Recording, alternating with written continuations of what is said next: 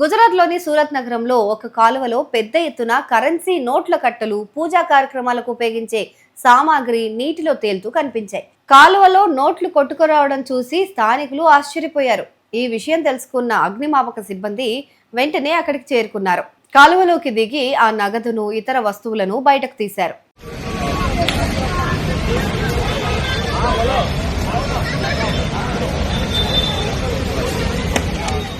అగ్నిమాపక సిబ్బంది తెలిపిన వివరాల ప్రకారం పునాగాం రోడ్డులోని నిజానంద్ సొసైటీలో నివసించే లింబా అనే ఒక వ్యక్తి కుటుంబం కొన్ని రోజుల క్రితం తమ ఇంట్లో ధార్మిక పూజా కార్యక్రమాలను నిర్వహించారట. పూజ ముగిసిన తర్వాత ఆ పూజా సామాగ్రి, పూలను బీరువాలోని సేఫ్ లాకర్ పక్కనే ఉన్న ఒక అరలో భద్రపరిచారు. ఫిబ్రవరి 7వ తేదీన ఉదయం ఆ కుటుంబ సభ్యులు పూజా సామాగ్రిని ఒక ప్లాస్టిక్ కవర్లో వేసి పూనా రోడ్డులోని అమేజియా టవర్ సమీపంలో ఉన్న కాలువలో నిమజ్జనం చేశారు.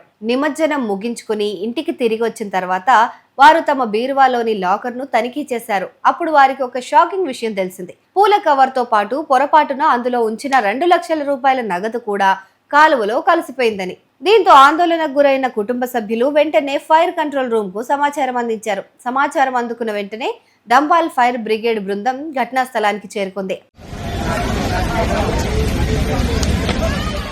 ఫైర్ బ్రిగేడ్ మార్షల్స్ కాలువలోకి దిగి గాలింపు చర్యలు చేపట్టారు. నీటి ప్రవాహం ఉన్నప్పటికీ సిబ్బంది ఎంతో ఓపికతో గాలింపును కొనసాగించారు. కొంత సమయం శ్రమించిన తర్వాత వారికి 500 రూపాయల నోట్ల కట్టలు 4 దొరికాయి. ఫైర్ బ్రిగేడ్ బృందం ఆ నగదును సురక్షితంగా లింబా కుటుంబానికి అప్పగించారు.